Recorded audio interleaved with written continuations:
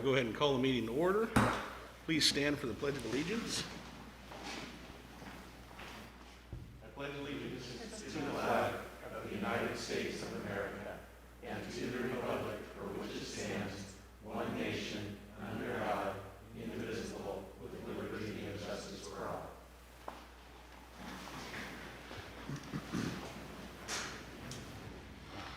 All right, we'll start the night off tonight with the Espy Awards. Espy stands for Exceptional Student Performance this year. This award is given to students who are doing well academically and have an exceptionally positive attitude about school. They demonstrate respect and responsibility towards staff and their peers. They show courage by not conforming to peer pressure and refuse to accept anyone who bullies. We want to recognize these students and celebrate their success as a part of this meeting, and they will each receive a certificate that comes around to the kids, and their names will be entered into a drawing at the end of the year for something big. In the past, it's been an iPad or something like that, so nice prize at the end of the year. So start off at the high school. We have Max Klump and Christian Mamak. I'm sorry if I mispronounce a last name here. At the junior high, we have Mew Simmons, Ty Newcomer. At Foster Elementary, we have Haley Baker and Autumn Bryant. At Hawthorne Elementary, we have Lincoln Sutton and Abby Banker. At Holly Elementary, we have Boone Cup and Weston Olson. At Oak Heights, we have Melanie Huff and Logan Barrett. And at the charter school, we have Trip Carr and Zayden Walters. So congratulations to those kids, doing great. Keep it up. All right, next we have the agenda approval. And I will verify real quick that we do have a quorum. We've got how many online?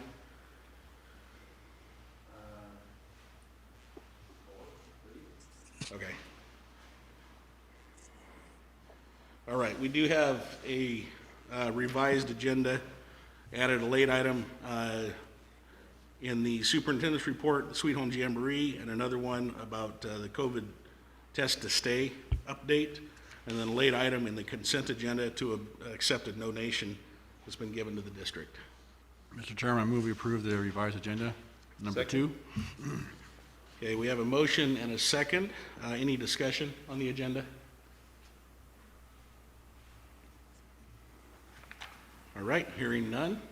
All in favor? Aye. Aye. Aye. Aye. And any opposed?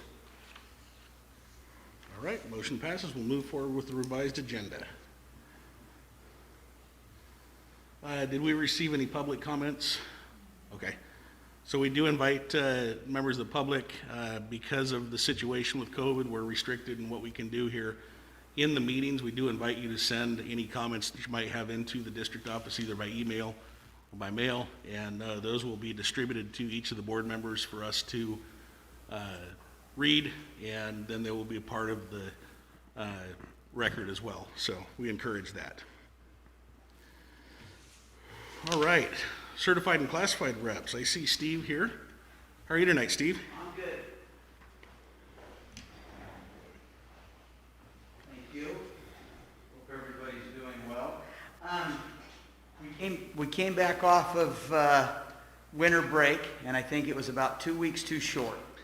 I could have taken some more, but it was nice to get into our break, and we're ready to end our term here on the 28th. And I get to see it, and I'm very fortunate in the building I'm in with the leadership we have. I get to see the way teachers are working and our classified, our support staff. I am in absolute awe of our what Darren's doing is the janitorial in there, how he's in maintenance, and it's pretty cool to watch and see how hard people are working and what they're doing, and to keep coming back. And Superintendent Riggs sent an email out that people got to read on. I think it came out Friday night. Well, it was Friday, right? Well, Friday my phone started blowing up, and my email blew up, and people were excited.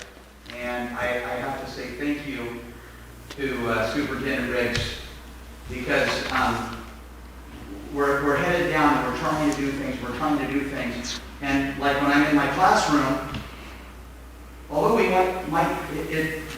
the calendar says, or the lesson plan say we need to move to the next thing, if the kids aren't learning it, I don't move. It's important to get that done, and I absolutely think that's what we saw here, what Lisa Riggs did. She has given, there's the importance of our PLCs, the importance of staffing. We've already on the calendar now, me, myself, and Michelle Snyder, and Superintendent Riggs are going to be meeting first Tuesday each month and do a check-in. And I got to apologize. I have a pretty busy schedule, and I'm always doing something, and so I kind of let that slide by. But now we're on a calendar, so I'm excited about that. But the commitment by this school district and this board for staffing and support staff, the PLC time needed is sacred now. And I think I like to liken this to calling an audible. You know, if you're not, what's working, we're trying, we're working, we're doing things, and hats off to this school district and this board, these teachers, everybody's working. But it just really wasn't working. And it was a little more and a little more and a little more deep breaths, and we can do this. But by the decision of our superintendent to say, all right, let's pump the brakes. Here's what we're going to do, and we're going to try to find ways. I think that's hats off. I really appreciate it. Our teachers appreciate it.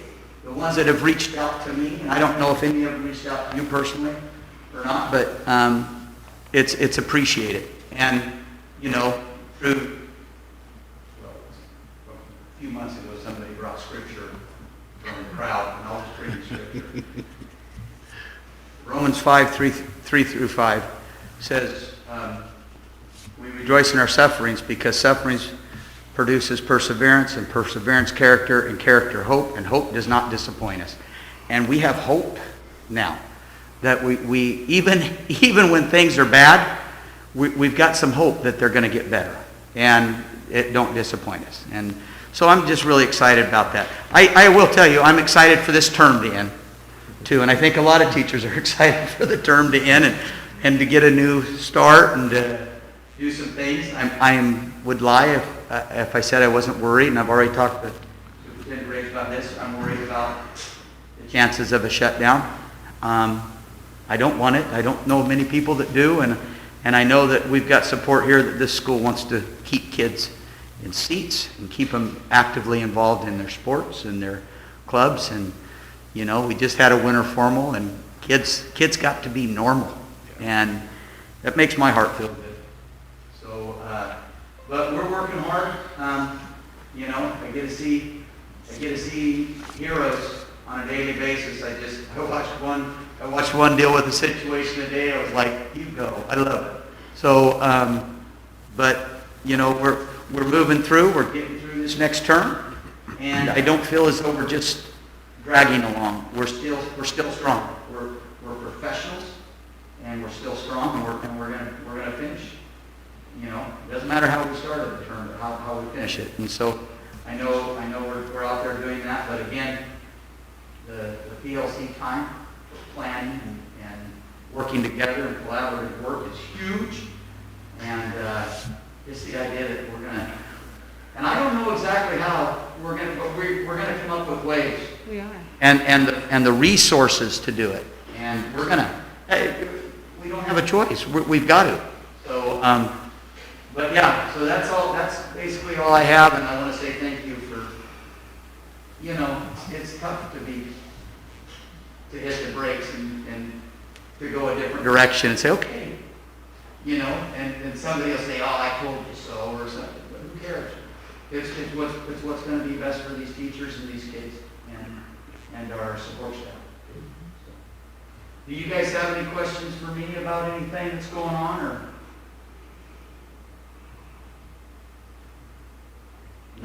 I don't think so. Okay. I just want to say thank you to you and every one of the teachers.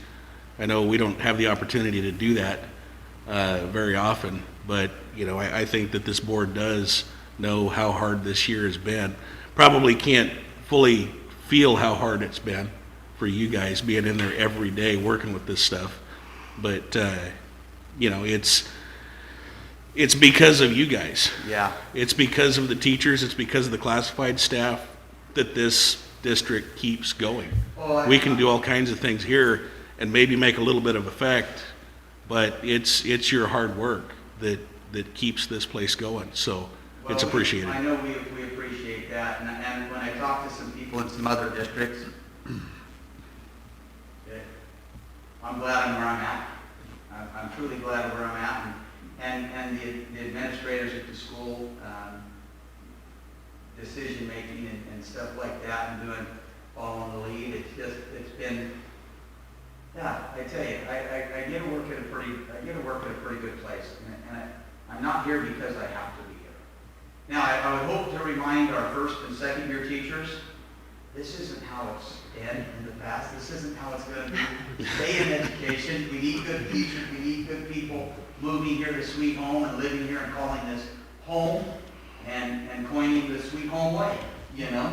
And so you guys have seen it, and it's kind of, boy, I don't know if I'd want to be a first-year teacher in this stuff again, but I'm not. I'm a 31st year teacher. So, but I appreciate you guys, and yeah, let's just not have to be doing this next year, okay? If somebody can look, check the crystal ball to make sure we're through all this. So, all right. Well, I appreciate it, guys, and thank you, Lisa. I really do appreciate that coming out. That means a lot. That shows a lot. So I appreciate it. So thank you, guys. Thank you, Steve. Thanks, Steve. All right, do we have Velma on at all? No, we don't. Okay. All right, then we will move on to the superintendent's report. Lisa, I'll just turn it over to you for the next few items. Good evening, board members and President. We have several things that we're going to cover, and of course we always include enrollment. You'll see that very little is made changes since we had 2 of our weeks off. And again, what we are seeing is some shifts in increases, and happy and readily accepting those kids returning and coming, many in the elementary grades, so that is nice to see. We have a few items here and asked that Mr. Shammick come from the Sweet Home Jamboree to talk about what we have been discussing earlier this fall.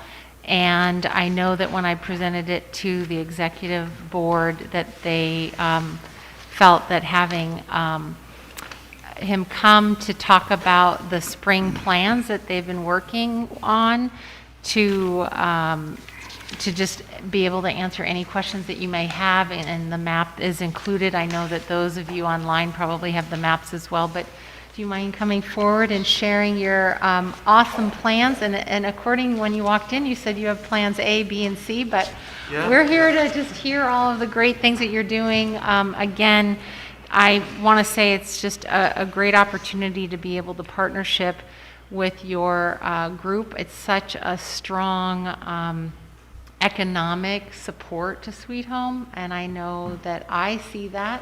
My first weekend here was when the Jamboree was taking place. I didn't want to miss out on seeing all of these people. Well, at least we didn't run you out of town. That's a good thing. And so I'm anxious to see what this might bring us in the spring. So Yeah.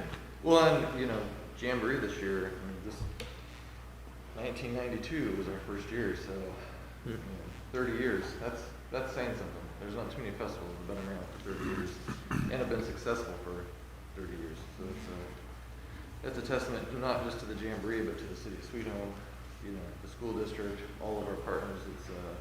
It's definitely fun to be a part of. And just like Steve, I'm a Sweet Home lifer, so been here forever.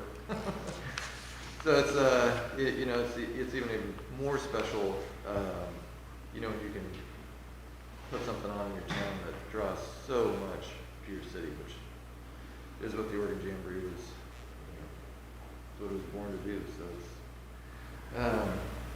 but yeah, well, talk a little bit about this April, spring, and you know, we live in a crazy time. Everything's, you know, anything we plan is based on COVID and the regulations.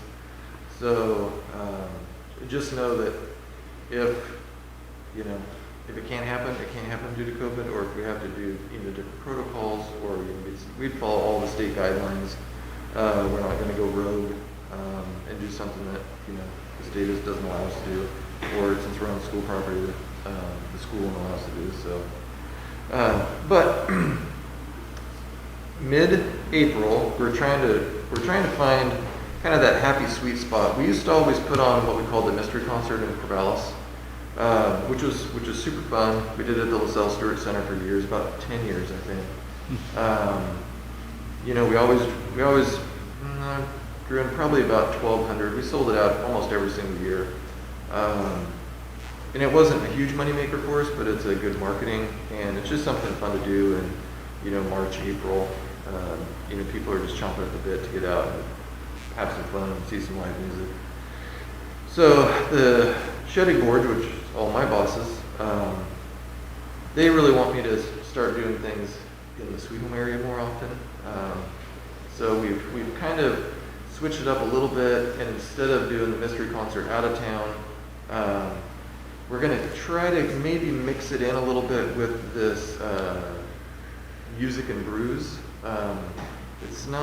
It wouldn't be like your typical brew fest where you have, you know, 100 different breweries come in and you sample things. We feel that, for one, for insurance purposes, we have to have all professionals serving alcohol. So we're getting away from the whole brew fest feel of it and going towards, you know, more the music theme, but we'd also like to have some, you know, alcohol there as well. But I think my first proposal when I was talking to Lisa was the old tennis courts. I always just say the old tennis courts, but you know, they've been moved several different times. But you know, right across the street from the high school. Well, I spelled tinted wrong. I like that. We'd originally talked about maybe just putting a big tent there, and then we'd have everything under the tent. The plus about a tented event is it's considered an outdoor space, and so the regulations for COVID are a little more lax than they are in an enclosed area. But it's also very expensive to put out a huge tent and bring in all the infrastructure, because I'd have to do temporary power or rent a huge generator. We're looking at possibly a 2-day event, so the tent would probably be set up for at least 4 to 5 days. But that's just one of the options we're throwing around. I also have a meeting with the Boys and Girls Club to use their big gymnasium as the main hub. We'd also put some tents outside, but we'd still really appreciate using the parking lots for the school district. And I don't know if it'll work out or not for the Boys and Girls Club. I haven't met with them yet. We just kind of, you know, throwing some things around. So it's always nice to have some options. It also saves me a lot of money, not having to do the whole tent. And for our first year, we might, you know, it might be kind of wise to save as much money as we possibly can. Like I said earlier, we'd love to have a 2-day event. We'd like to sell camping. It just makes it safer. You know, you have probably have about 60 campsites, which doesn't facilitate a lot of people, but definitely keeps a few people off the road, which is handy. And it turns around and makes a couple bucks for us, which is pretty nice. But, like I was saying earlier, we'd definitely have, and when this really starts to move, which it will this next month, unless you guys chop it off, but I'll put a whole plan together. It'll have a safety plan, it'll have our alcohol plan, have all of our insurance quotes in there for you guys to look at. You know, it'll have capacity, you know, everything that I turn into the Jamboree, this thing would have the same thing, so. And I don't know if there's any questions, or I'm sure there's concerns. My only question is on this plan, I don't see where your alcohol garden, if you will, would be. Where excuse me, for what? The alcohol garden, if you want to call it that, where would that be in this kind of plan? Well, it would be in that tinted area, that big white area. That's district property though. Yeah, but the district has the ability to allow alcohol on their property. Really? Well, okay, I didn't know that, and that would be one of my concerns, I guess. Bylaws. I didn't think the state allowed it, but that's. Yeah, how about, let's look into that first. Okay. And hope, I think we could get an answer tomorrow or Wednesday at the latest. Yeah. Okay. Hey, Mike. Wow. They've had it on football field with this school property. Yeah, that was on city property though. No. The stuff for the jamboree. Oh, the football field. What was that? Yeah. I don't know. Okay, whatever. I'd like an answer though on that for sure.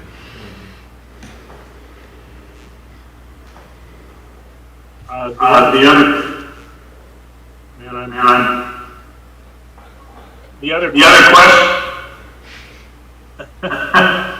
I'm talking.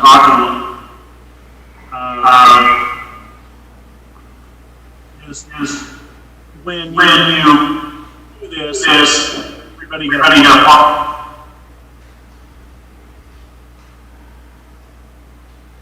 Hey, Jim, you're kind of fading in and out. We can hear about every second or third word is all. When they do. Okay. He's even in the building. I'm in a good. I don't understand.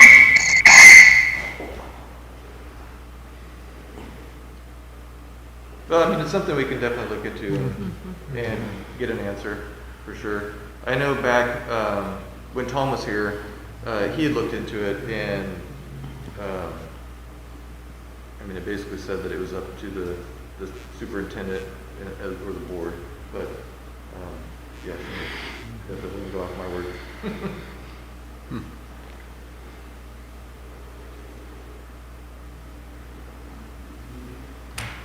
And another thing, I mean, if it ruffles feathers, it might be a good thing to have it over at the Boys and Girls Club. You know, at least the actual beer garden side of things. And then, you know, just have parking and some RV spots on the high school like we do during Jamboree.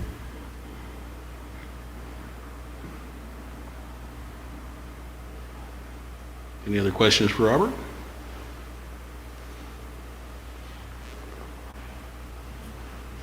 Done? All right. Well, thank Thanks, you. We guys. might have more questions, but we might not be able to hear them. So if they get passed my way, we'll certainly do that. And then also reaching out to of course, look at the contract that we have with you now. And then what Kevin is referring to is our, not only the policies, but also just the insurance and PACE and others that we would make recommendations for us. Yeah, okay. Yeah. Yeah, Kevin makes us get more insurance than the city of Sweet Home has. Oh, really? He puts his foot down when it Does comes he to put? insurance. Okay, that's good to know. Thanks. My insurance provider's like, wow. Yeah. Maybe check with Dan Tal too, just on the sports schedules for softball, baseball, since everything would be right in that area. Like Yeah, I that. definitely will. Yeah. That was one of my. one of your questions was about athletics. The dates that he was talking about would probably be, we have the 14th and 15th off for conferences, but that would be the weekend, which would, I think is the 16th and 17th is what you were proposing, if those dates didn't get thrown out. That's what we were discussing, the time in April. Yeah.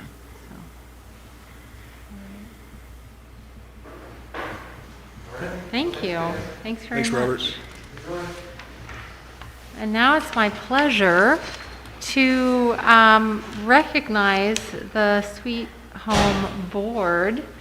And everyone looks very excited, especially when Mike shakes his head when I say that. But really, it's been my pleasure, although very brief, to be serving this board and going through the process of not only just getting to know all of you, but getting to know this community and what you represent as board members to just an absolutely caring community of educators. And as Steve and Velma, if she were here, would speak to the support that they continually get, and we get as well in this district office. So although I am giving a proclamation from the office of the governor, there are many things that we would want to say as well that are here within the proclamation. And so please let me share this, and then you will see that you have some goodie bags. And those of you that are virtual, we'll make sure that they get to your porch somehow or in the near future. And maybe we can get those that are here to open them up here soon. But the State of Oregon Proclamation Office of the Governor. Whereas Oregonians rely on a robust public education system to ensure a prosperous quality of life and strong economic health for Oregon. And whereas locally elected boards fulfill leadership roles and serve as an important conduit through which teachers, parents, businesses, and communities demonstrate the care, creativity, and support that leads to student achievement. And whereas public schools nurture and train diverse student populations to the best of their ability, whatever the resources, to give students the knowledge, skills, and opportunities they need to succeed. And whereas board members build the framework that make it possible for education organizations to teach Oregon's children. And whereas the committed individuals who serve on the boards of Oregon's 197 school districts, 19 educational service districts, and 17 community colleges deserve recognition and thanks for their dedication to the educational needs of the people of Oregon. Now, therefore, I, Kate Brown, Governor of the State of Oregon, hereby proclaim January 2022 to be School Board Recognition Month in Oregon and encourage all Oregonians to join in this observance. So I'd like to pass that along to you, along with our recognition in this school district and this community, knowing that it's a very difficult position for not only us as we speak to you on a regular basis, but also to all of you, and you do that selflessly and also through your donation of time and energy. So we want to thank you very much for that, and we greatly appreciate all of you. So thank you. Does anyone mind just opening up the gift, or would you like to pass that along? Maybe for those that are online, they'll see what they're provided, but Piece of paper. a piece of paper, you have a certification about this month's recognition, but also we have been talking about getting new photos, and one of the things that we really wanted to do is build you as the team that you are, and so we have Sweet Home School District well, I guess they're polos. So when you end up getting your photos taken, we will have that team look. So we hope that you appreciate No that. tie? Well, we'll work on the tie. We'll work on the tie. That's fine, that's great. Thank you. Yes, thank you. No, very, very much thank you. Two more updates. One is when we spoke about the superintendent's evaluation, it's been done 2 or 3 different times. We've had board and superintendent training through OSBA, and we covered 2 types of evaluations that could be utilized. And Jason asked me to bring this to the superintendent's report tonight because a few things needed to happen. One, we returned and we asked Kristen, who covered our board training, if she would be able to guide us through the first year's evaluation and possibly help us through a new format that they had that was a little less on the Likert scale of 1 to 5 and something that was more fitting for the board's perspective and mine as well. And we reached out to her, and she's able to cover any and all of that under what has already been contracted with the OSBA. Our recommendation then would be having some executive work sessions, and so we're putting that out tonight so people could really make some recommendations of time and place, because the busy lives that you all have, it's important, and I know that it's important that all of us, collectively, 10 of us, come together and do this work. So with that, just asking for some time recommendations, and I'm not sure if, Jason, you came with some suggested times or dates, or anyone else from the executive board, but maybe just taking a moment for people to look at their calendars would be great, and then we could see. But it is something that we obviously want and need to do. It's a time to share the goals that aren't just the district goals, but the superintendent's goals, which are often different. We talked about the number of goals in our board training, and that dependent on the depth and complexity of those goals, we didn't want to ask for too many because of just the unique situation of this year and how we, as Steve said, we're chugging along, but we want to make sure that we put our resources towards the keeping students safe and in school. So any recommendations that could go to Jason? And Is Kristen Miles going to want to do this online? I know OSBA's had some different guidelines around this, so. I think if she was facilitating, we could ask her to do either or. I do know that when they, that she was very specific to, if she is part of an in-person meeting, that we would need to follow the guidelines of public schools. If it was in a different situation, maybe that would differ. Or we could choose, and then she could facilitate via Zoom as well. Right. We certainly talk about the need to be together, and sometimes that feels different when we're together on Zoom. Right. Well, I guess that would be a question for the board then, is, where everybody feels on that. Is Zoom a better option for this, or is face-to-face better in this situation? Well, I'm flexible on either side for the training perspective side of it, but when it comes to an evaluation where we're talking with the superintendent, I'd rather it be in person. Yeah. That piece of it. But this preliminary stuff, I'm fine with Zoom if that makes the situation easier, but I'm flexible. So maybe the training through Zoom. And then we probably need to kind of get with Kristen and find out where her schedule is like as well.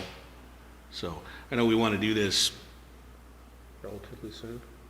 What's that? Relatively soon? Well, yeah, relatively soon, so that we can get working on goals and things like that as well, so.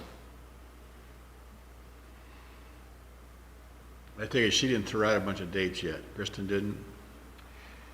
No, she didn't, but because she was hoping, as we did last time, we brought her dates, and she tried to accommodate your schedules.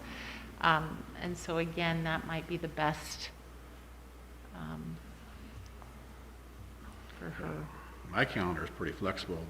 Yeah. I sound like there's some other district thing going on this Wednesday night, but other than that,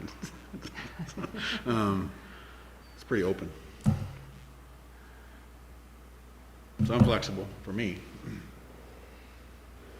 Mine's We're talking flexible. weeknight evenings, I'm Yes. sure mainly, Yeah. yeah. That had been the case for executive, or even our training, right, our executive training. We ended up settling on a specific night twice, right? I'm wondering if that was, I believe it was a Tuesday. I don't mind sending something out, just putting a bunch of different dates that would work and asking Kristen and organizing that if you'd like. Are you thinking of like in January with that? January, right? Yeah, probably this month, if possible, with Kristen. And maybe the easiest way to do it might be first, for anybody that's on the board, if you've got a date or time that won't work, maybe get that to Julie, and then Julie can kind of put that together and maybe make some proposals to us about when that might work. Hate to put more work on you, Julie. I know you do a lot, but that might be the easiest way to handle that. All right, then we will plan for a quick turnaround and have the training and Kristen be able to start this work with us in January and move through and of course, then hopefully find a time and place that we can all come together after we go through the process.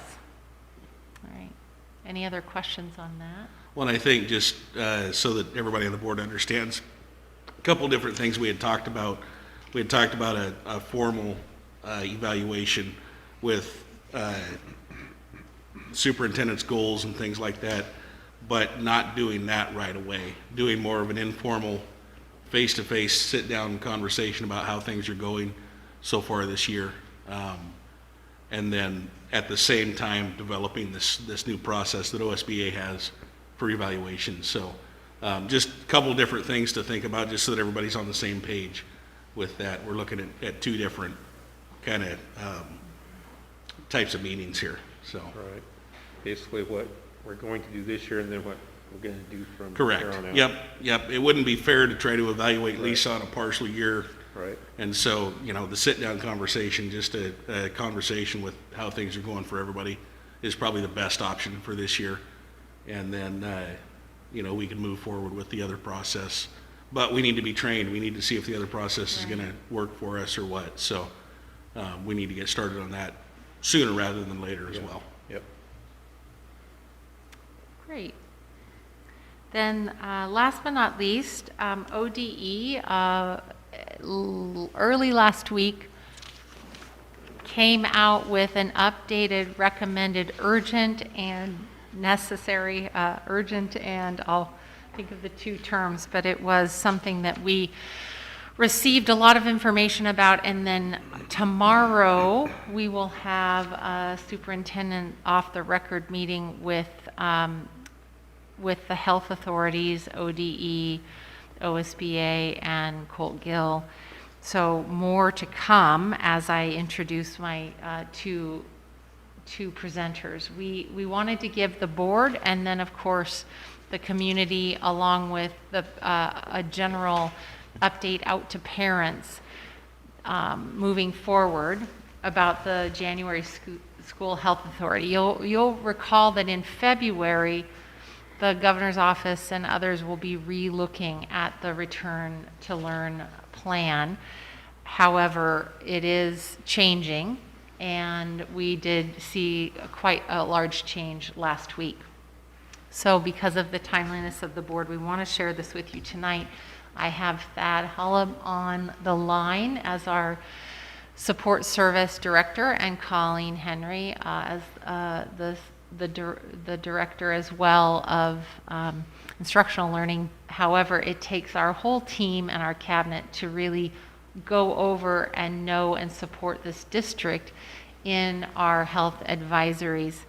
I wanted to cover a couple of things before they take over, but I think it's important to know that we do our very best to keep you and the community up to date on these changes.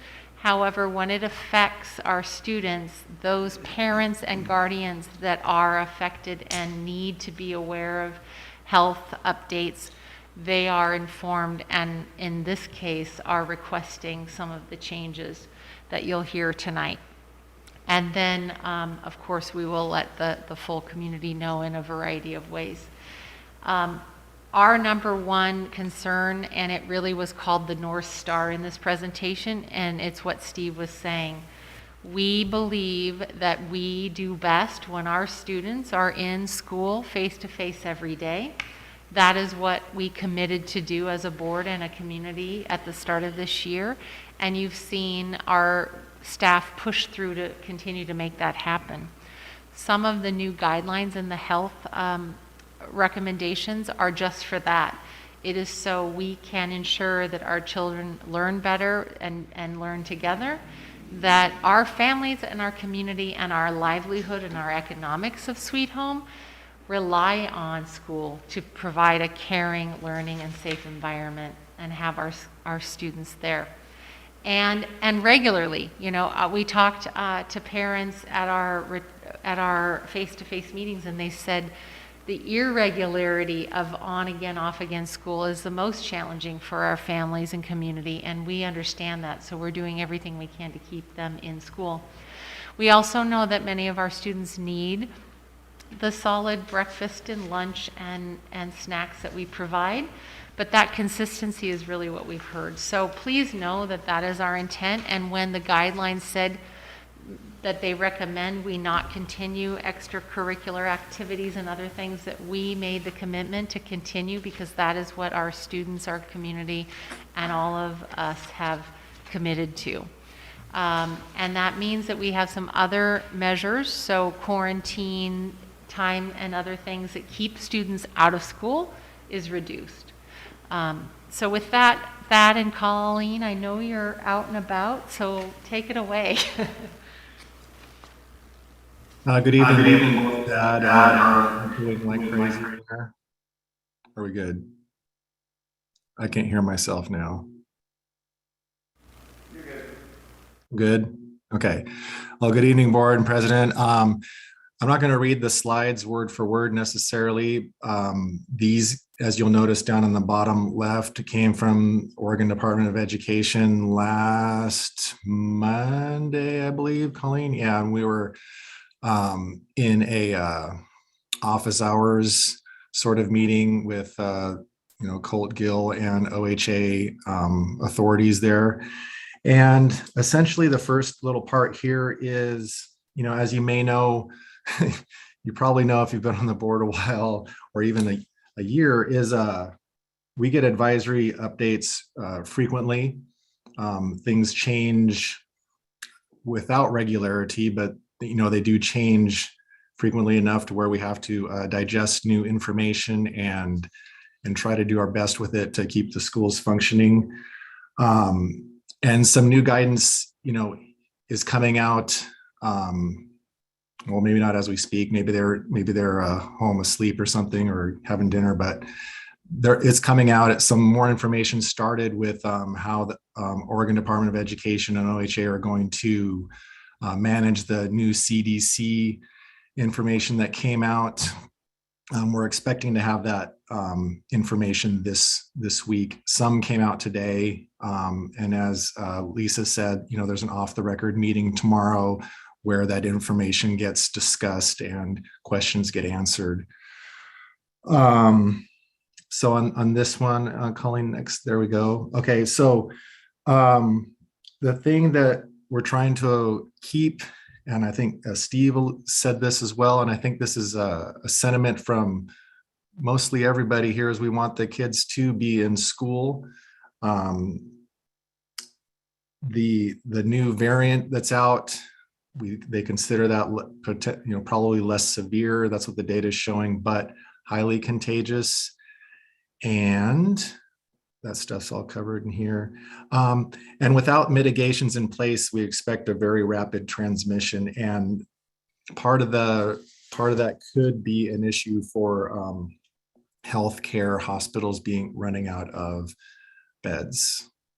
There's another slide on this as well. Coming up is the layers of mitigation that we have in place to help slow the spread or try to reduce it.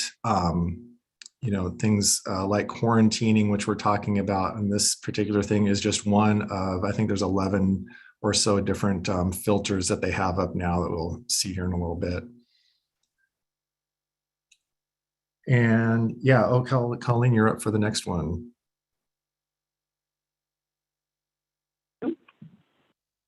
Okay. Can you hear me okay? Okay. So this talks about some additional advisories from Oregon Department of Education. And it is reminding schools and school leaders that if students or staff are symptomatic, our first obligation is to make sure that we keep the rest of the school staff and school student body safe.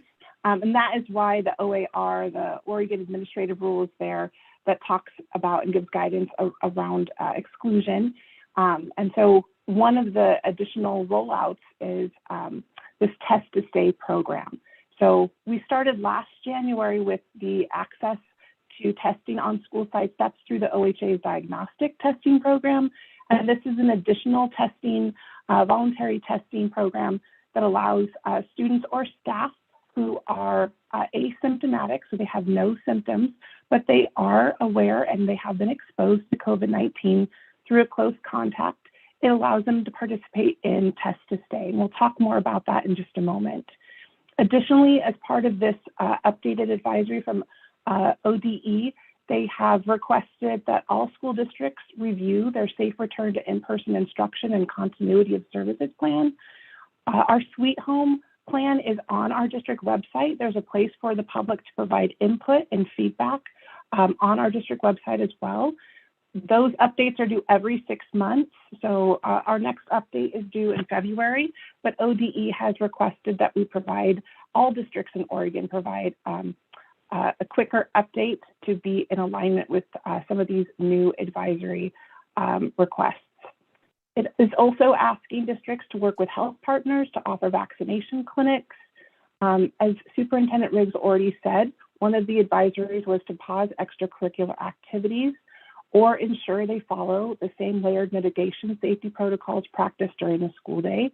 And that's one of the things to make sure that all of our after-school sports and clubs and extracurricular activities are following the same rules of students watching their distance, wearing their masks, washing their hands, proper ventilation, all of those layers of mitigation, because we know how important it has been this year to have our extracurricular activities back for our students and for the culture of our building and for our community. And then finally, the last advisory was to hold family and community events online rather than in person. So Thad, what is Test to Stay? Okay, Test to Stay is essentially, it's a modified quarantine exception for asymptomatic staff and students.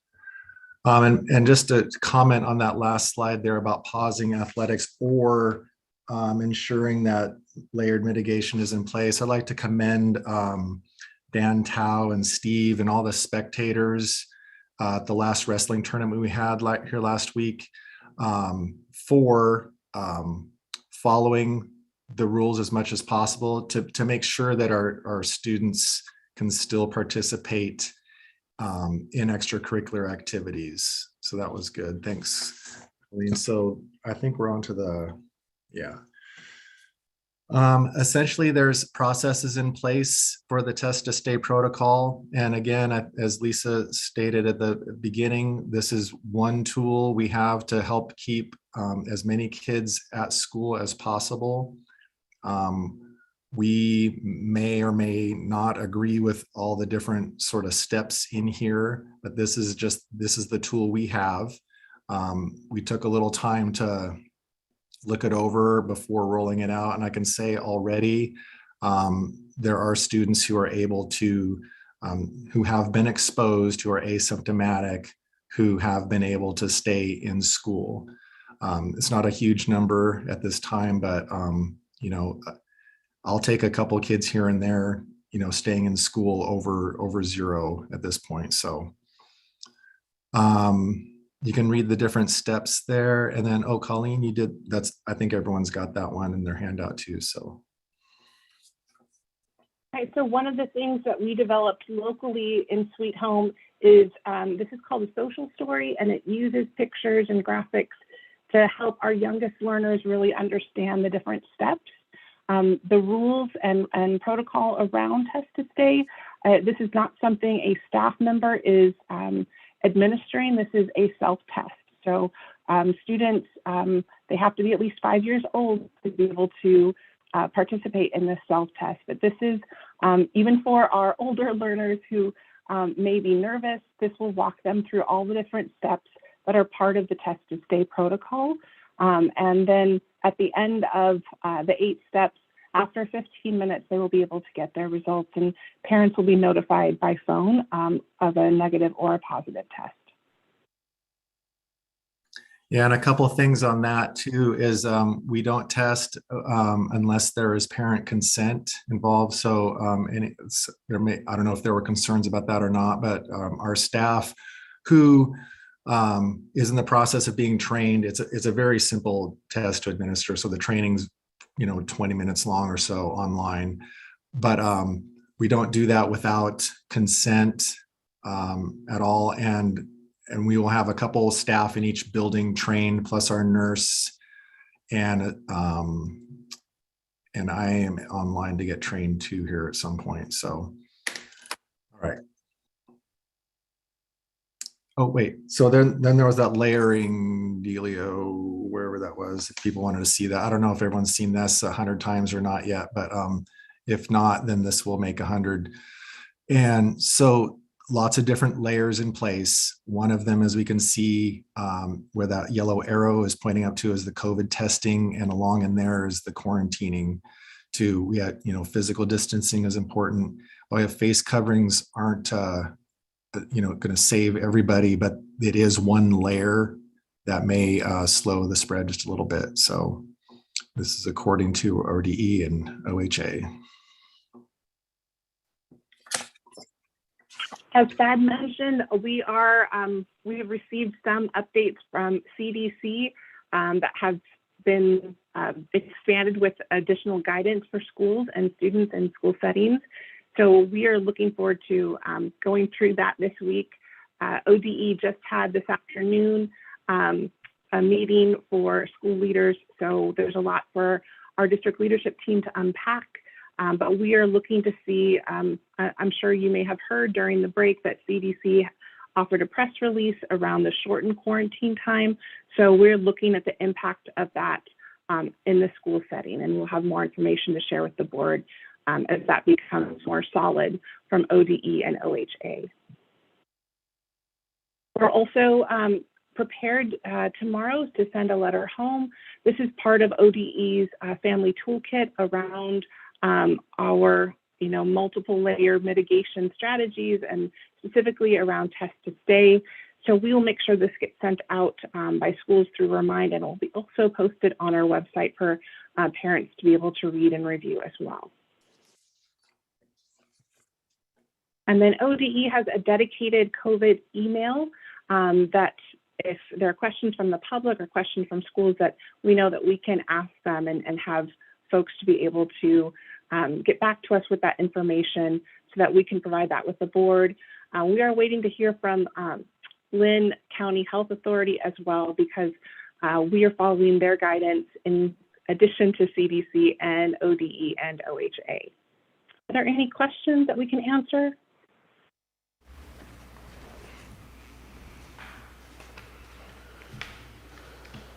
And Thank you. I talked without being echoed.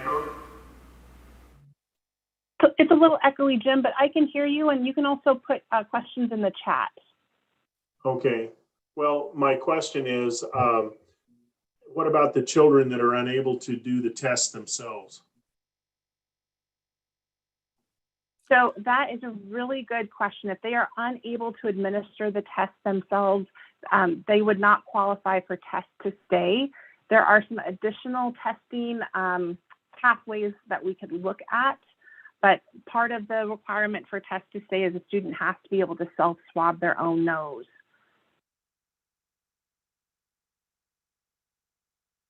That's a good question, Jim. And as we know, like a lot of this stuff isn't exactly perfect. This is Sarah. I have a question. Can y'all hear me? Mhm. Awesome. Oh, I'm echoing. The Test to Stay program, is that being utilized at all of our schools so far? Yeah, we're still trying to roll it out with getting people tested. Right now, our nurse is responsible for doing the testing, but I don't honestly know how many people are going to opt for this. So we went with 2 people per building to be trained, hopefully to get those trained in the next day or 2 here. So all schools are going to be participating, yeah. Okay. And then a follow-up, is this program being utilized for extracurricular activities as well? Extracurricular activities. So, good question. So how this is, if you are in a classroom or at a school site where your mitigation layers are in place, like masking and all distancing and all that stuff, then you qualify. If you're in extracurricular activities or outside of school or anything, then you don't qualify for the Test to Stay program. Okay, thank you. And that's like including high school sports, for example. That would be an extracurricular you're talking about. Okay, Yeah. thank you. No, that's a good question. And with a lot of this information, I tell you, it takes me a few times going through it and kind of wait, that doesn't make sense. And then it kind of does, and then it kind of doesn't. And then we get questions answered. Lots of people have lots of questions. And it's confusing. So I appreciate the questions.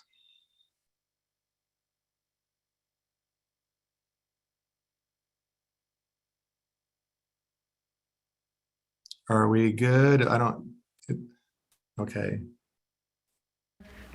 Well, thank We you have very much questions for- answered. If there are any other additional questions, please feel free to reach out to any of us. And as we receive more updates, for example, tomorrow, we might have some preliminary ideas of what might not just be advisory, but maybe more of a mandate. If there are any mandates, we will, of course, let you know and make those changes.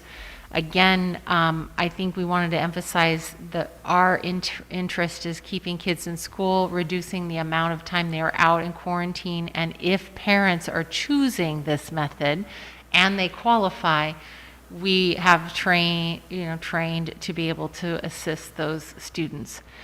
We also I really appreciate Colleen making the story, because when people think about swabs, they think of the long swabs they see on TV and have maybe experienced themselves.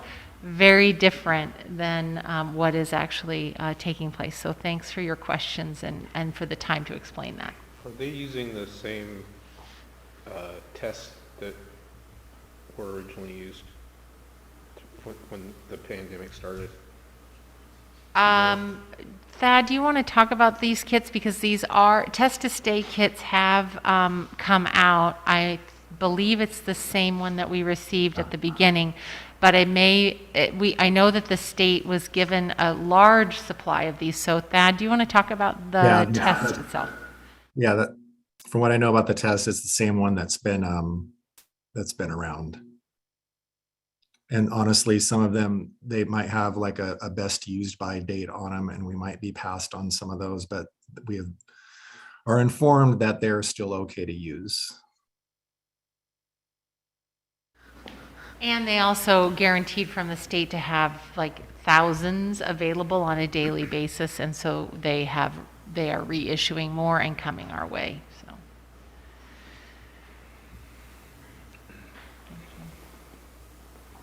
All right, that is the reports and comments on my agenda. All right, thanks, Lisa. All right, next we have the consent agenda, pretty short one tonight. Approve the minutes from the December 13, 2021 school board meeting. And then the late item, accept a donation from Allison Ellis to the junior high of a Martin Yale paper folder. So moved. Second. Okay, we have a motion and a second. Any discussion?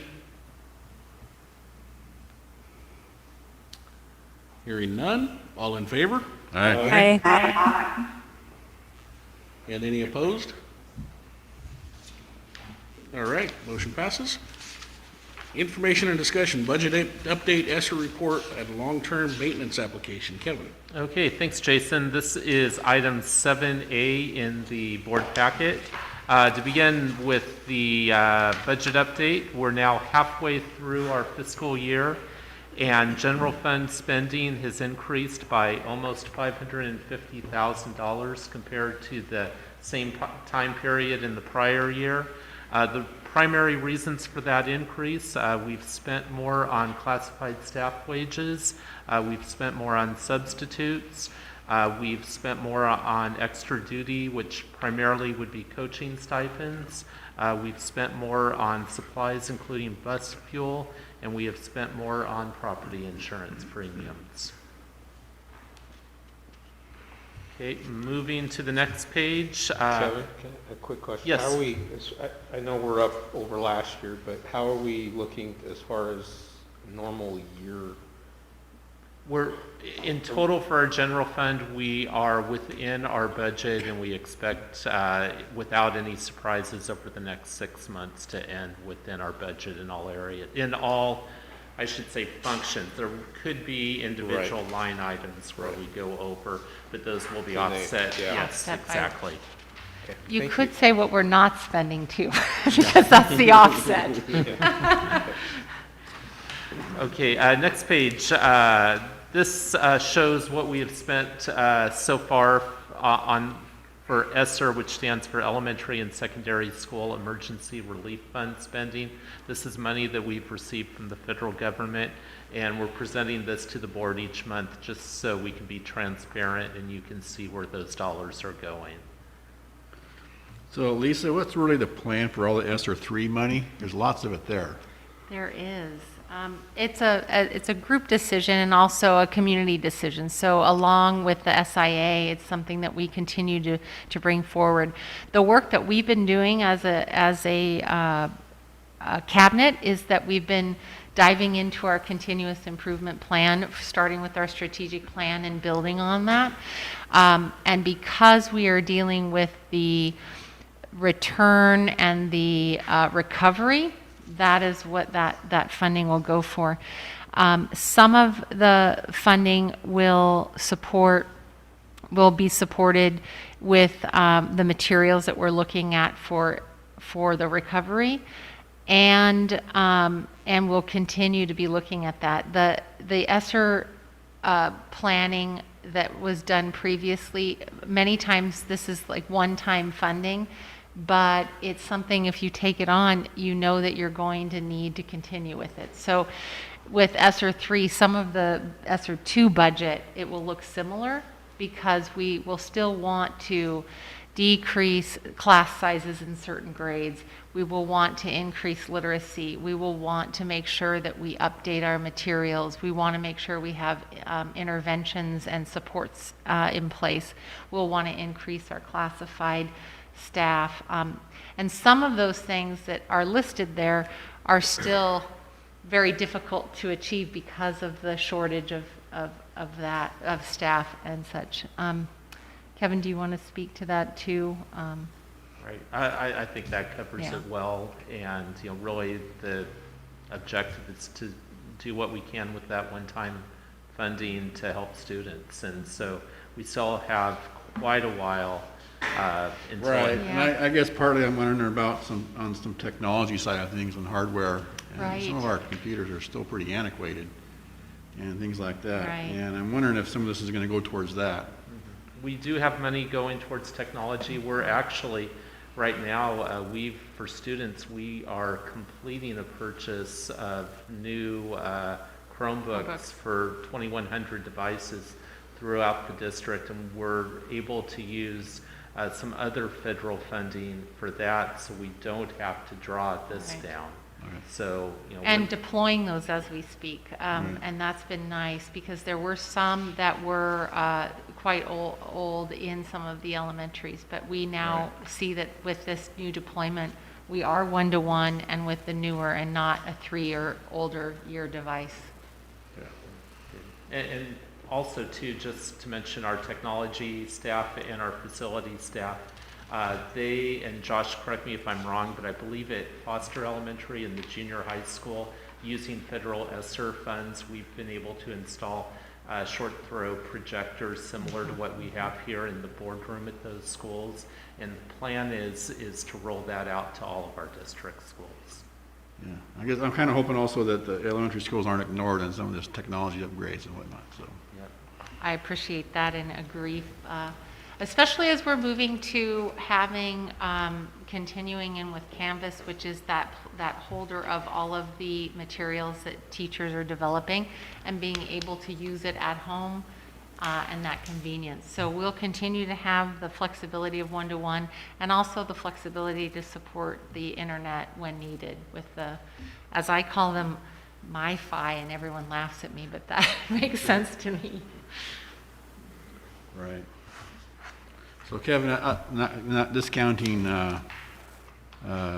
Holly, but all the elementary schools in town have fiber available to them now? All of ours have fiber, Yeah. including Holly. Oh, including Holly? Yep. All right, very good, thank you.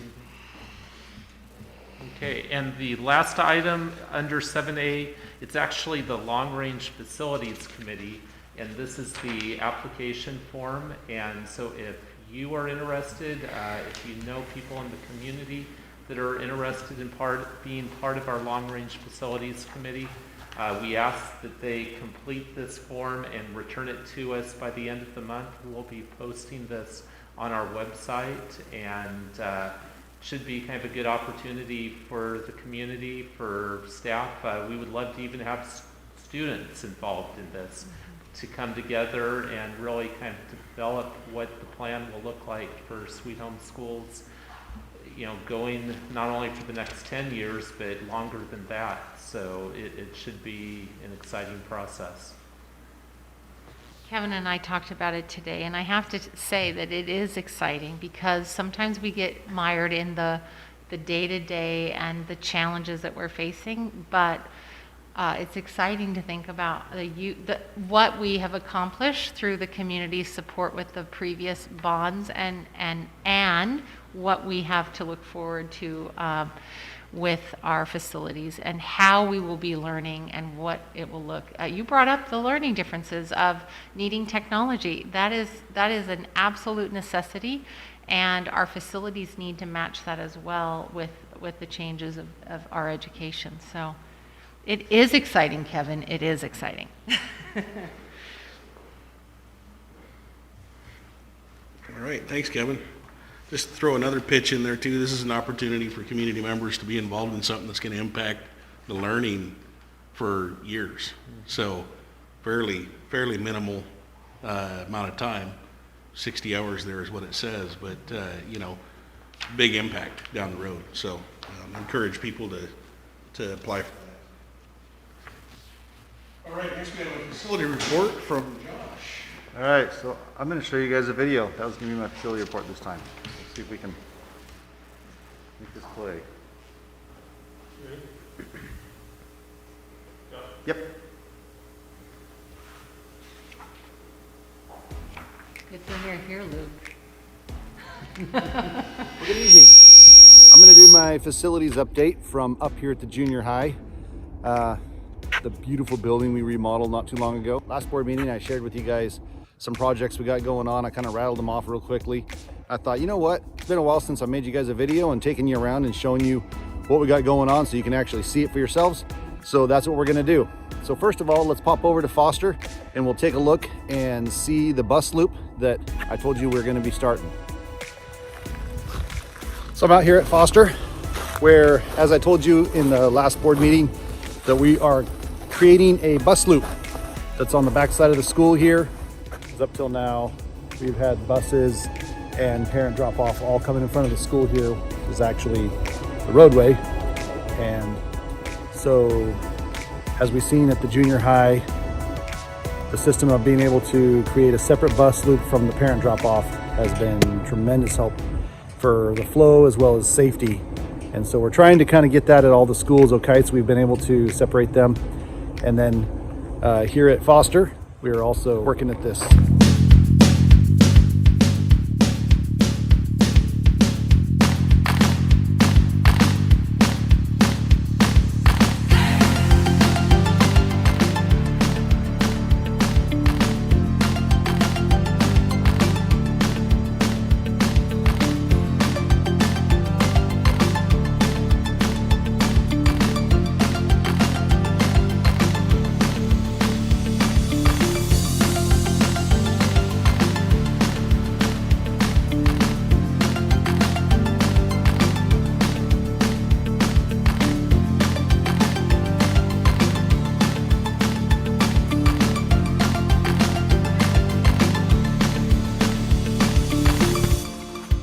As you can see, we're getting close to being done with this bus loop, and soon it will be able to be used. We have to put a culvert in back here still, got a permit from the city to be able to do that. And then the nice thing is the buses will drive right along this side here, and then the kids will be able to come in to this door. As you recall, back when we did the seismic upgrades and we did the rest of the improvements to this building, we added this hallway through for this future possibility. So it's gonna be nice for buses to be able to loop through here, drop kids off, they can come into this door, and then it also keeps the parent drop off on the front of the school where the vestibule is to keep that safe entrance. What's this? Oh, sorry to interrupt. We got some breaking news. I think it's coming in from, looks like the North Pole. He's dressed like he's from the North Pole. Anyway, let's take a look and see what he has to say. No, Josh. That was my idea. 2 pickups at Foster. I was the one with the kid at Foster. In the morning, drop off one behind all the buses, all the parents in cars, waiting. And then at the end of the day, behind the school with parents like we were picking up kids who were serving time. 2 pickups. My idea, Josh.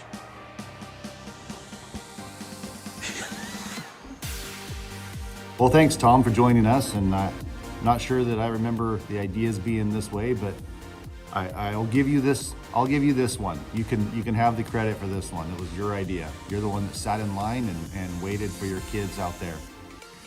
Good to see you, and nice shorts, by the way. That out there at Foster is going to be so much better now, getting those buses on their own loop and separated. You can see here at the junior high, we did the same thing. We pulled the buses off into their own loop and separated from the cars. So here we got buses coming in. They can come and go just on their own without having to worry about the pedestrians and the cars and the other traffic we have.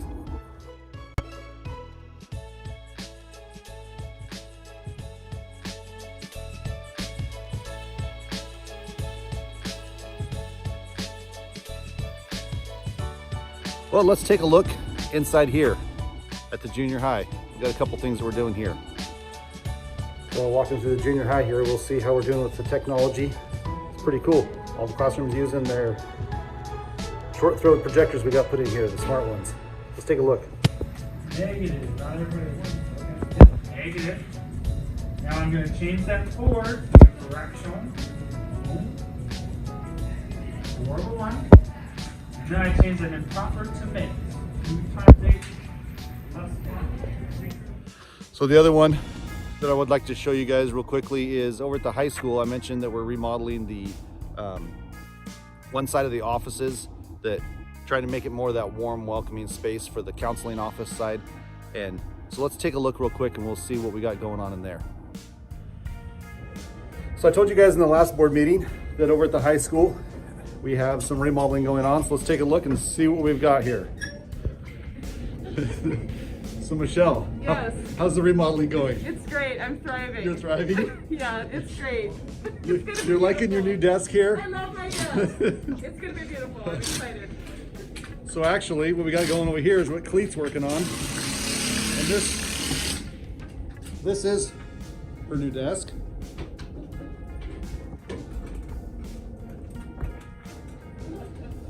So Ted, what are you doing over here? I'm hiding from John. I'm hiding from John.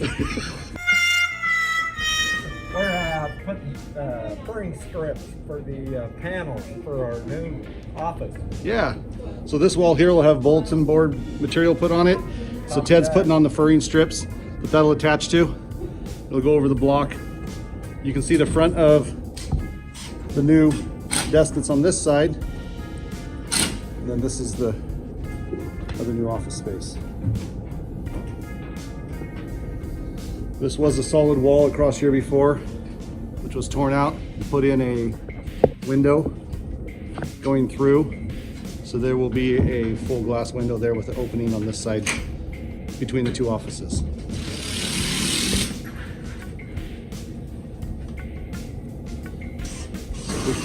We come down the hall here into what this other room used to house a lot of filing cabinets. We redone this also, giving them a workspace, and these are now able to house all the files in a way that we can utilize the room for more than just file cabinets. This room comes out great. The copy machine will go over here in this corner, and they'll have space in here to be able to do more than just files.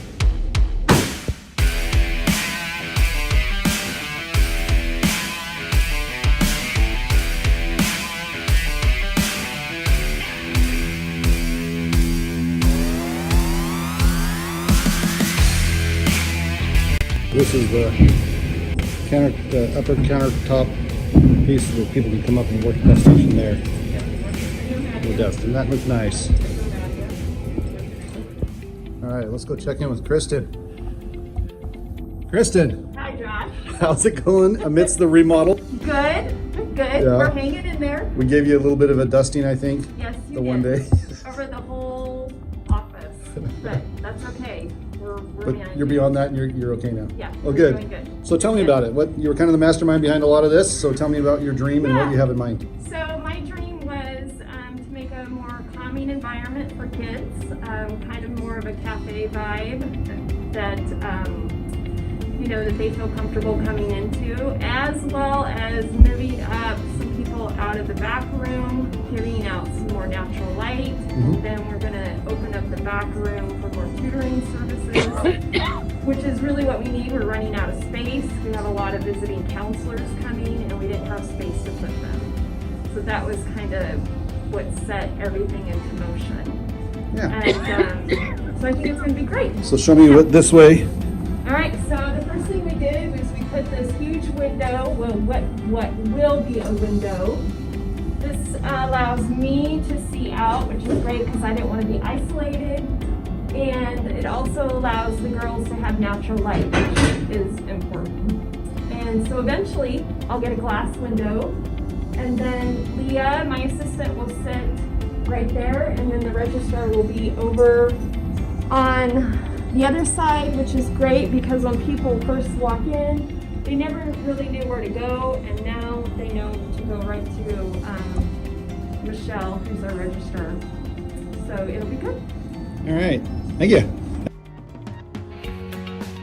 And then I would just like to give a little shout out to my team.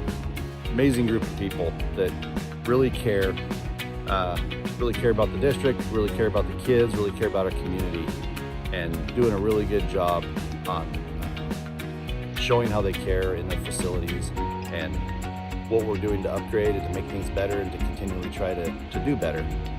So let's take a quick look as I just walk around and say hi to a couple people on my team as they're doing this stuff. Oh, let's see, here at district office, what do we got going on in the tree? Christmas is over and Wesley is taking down the lights. Hi, Wesley. Hi. What do you got going on? Well, as you can see, I'm in full Grinch mode, and it's time for Christmas to go away. Yes, it is. You did a very nice job, though. This building looked very good with Santa that kept falling over and the lights that kept turning the off. lights that kept turning off, but it looked really nice.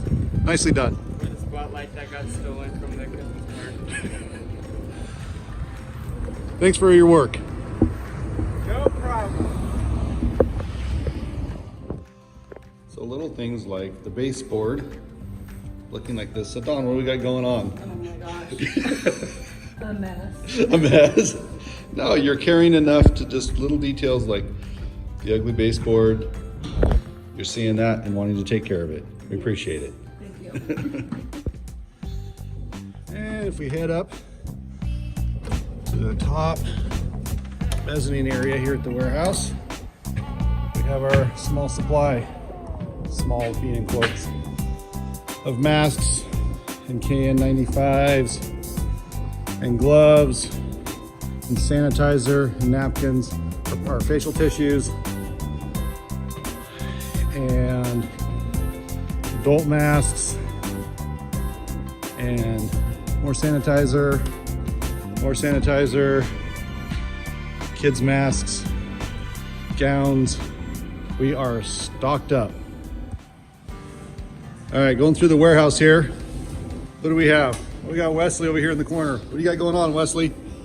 Well, here I have one of our small boxes of masks. Bringing more masks to the schools, right? Yeah. Yes. It's a never-ending process. No. Well, they're real fun to take out and throw in the garbage, so we make sure there's enough to throw away. Apparently, huh? That's what it feels like. Yeah. All right, thanks. Yep. All right, well, that's it for me. Thanks for giving me a chance to share with you guys a little what we got going on in the facilities around the district, and I will see you guys next month. Thank you.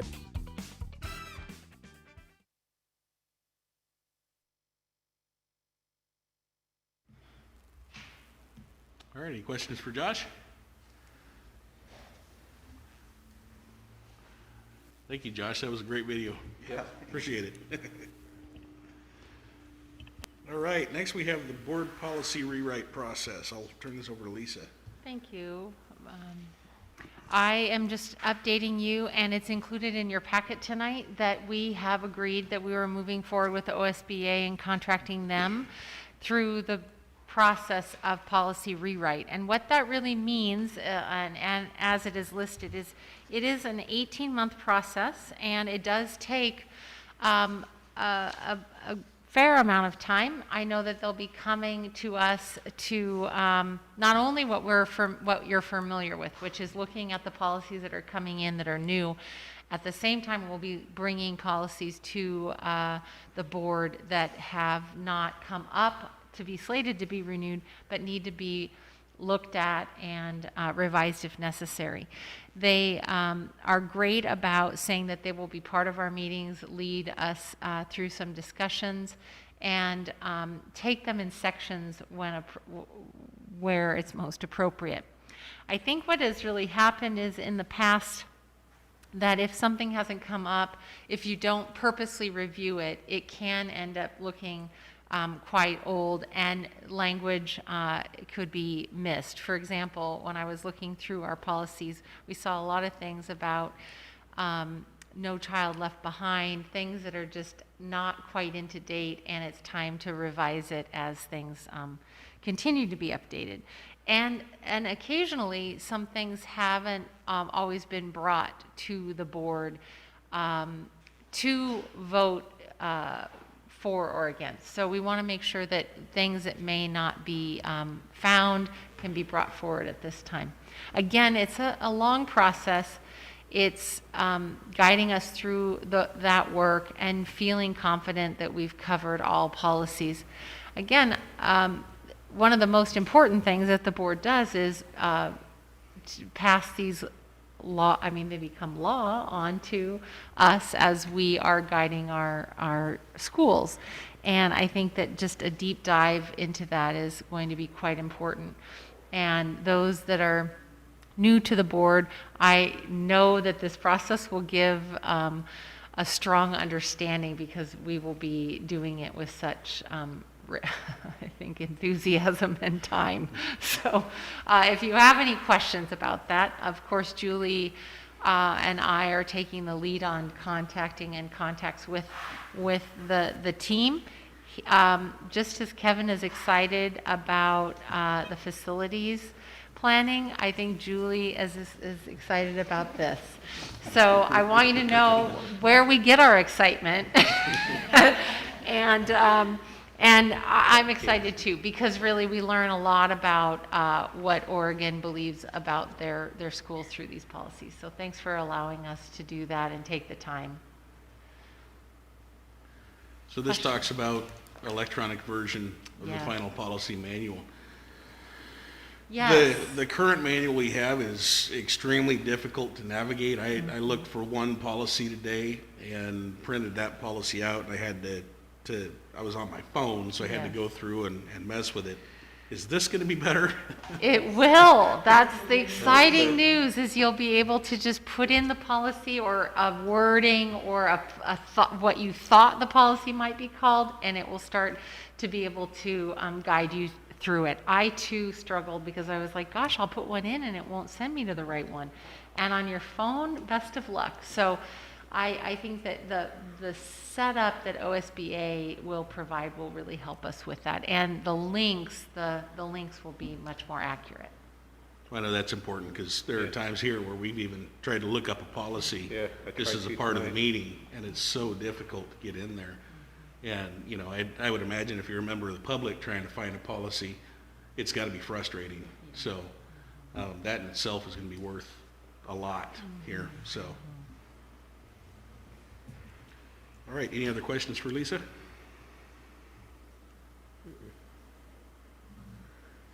All right, we'll move on to the action items then. First one is Resolution 02-2122, LBL Local Service Plan. Do you want to kind of go through this, Lisa, so that everybody's aware of what this is? The local service plan is a yearly contract that we connect our additional services to the ESD. If people are not familiar with the school district, and in your proclamation it talks about the 17 districts that exist. The ESDs are really service providers. So the things that our school district cannot always manage independently of other districts, especially smaller districts, it's nice to come together and have that support. Some of the things that you'll see on this are our technology support. Mainly, let me just say what I've learned about this ESD is that ESDs provide different services. Currently, ours provides payroll and business assistance, technology assistance, and special education supports assistance. So a majority of that tier 1 service that you'll see are those 3 areas.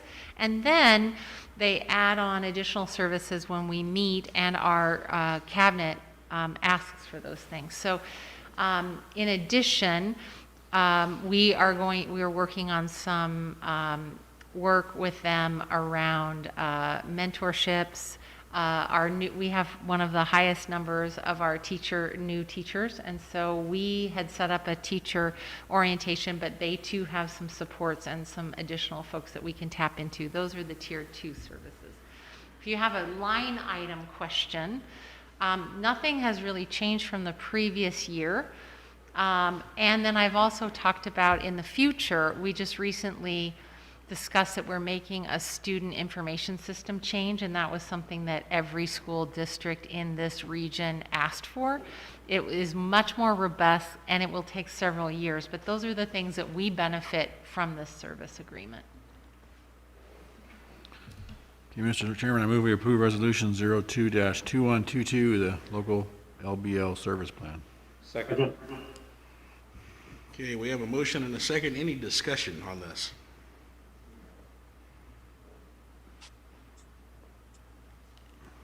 All right, hearing none. All in favor? Aye. Aye. Aye. Aye. And any opposed? Okay, motion passes.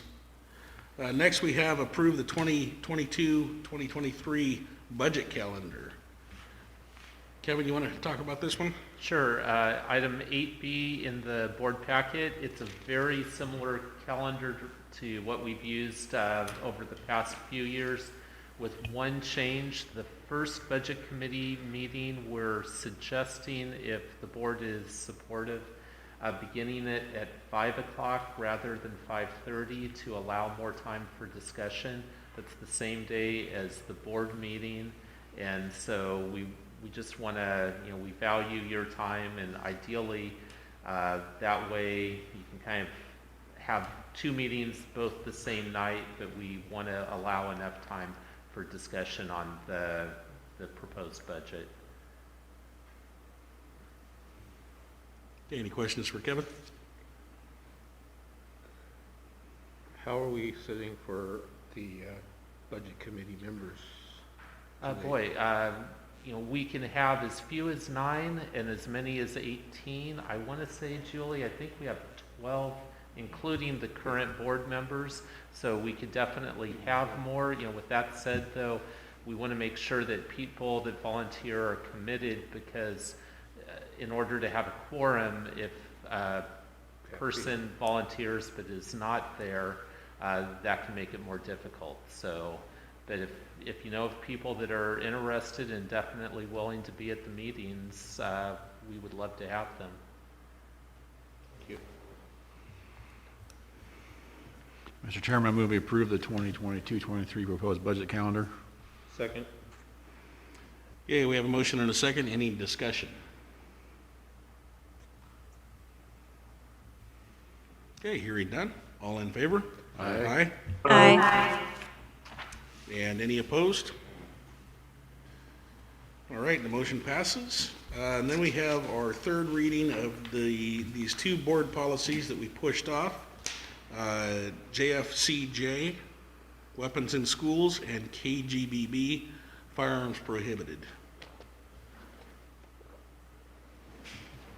Mr. Chairman, I move that we reject JFCJ, weapons in schools, and KGBB, firearms prohibited, as proposed.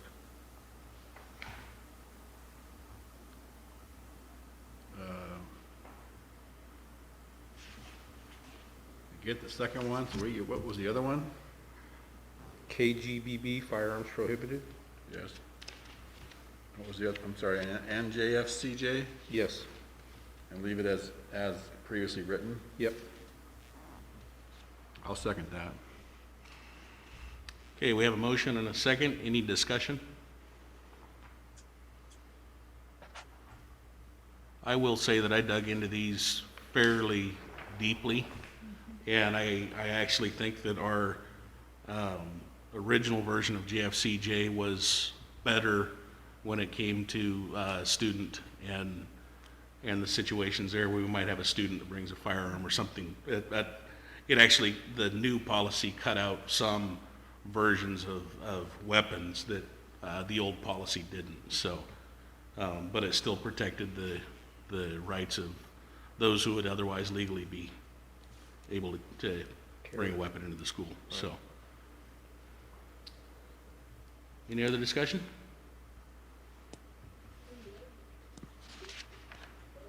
All right, hearing none. All in favor? Aye. Aye. Aye. And any opposed? Aye. I didn't hear Jim there. I voted on you. Yes. Still, yes? Okay.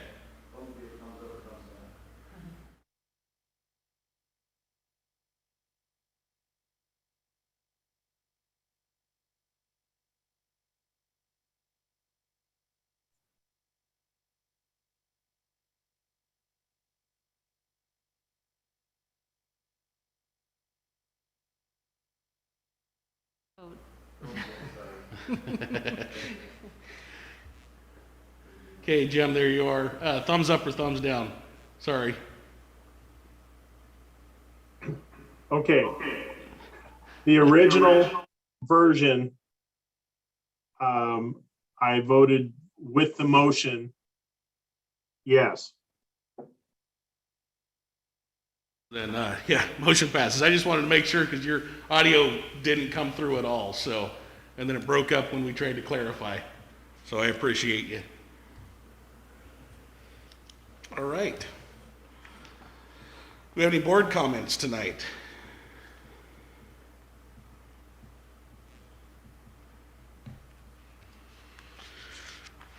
right, hearing none. We already got through any late items we had. So future agenda items, listening session at the high school, January 12th, that's this Wednesday at 6 p.m. in the high school auditorium. Next board officers meeting is February 7th, 2022 at 3:30 in the superintendent's office. And our next board meeting is February 14th at 6:30 here in the boardroom. So It's great Valentine's Day. Valentine's Day, that's a great way to spend it. Can my wife come? I was just going to ask that, Jason. Don't know that would be considered a hot date, but you know, that might get me in trouble. Depends on the topic. Right.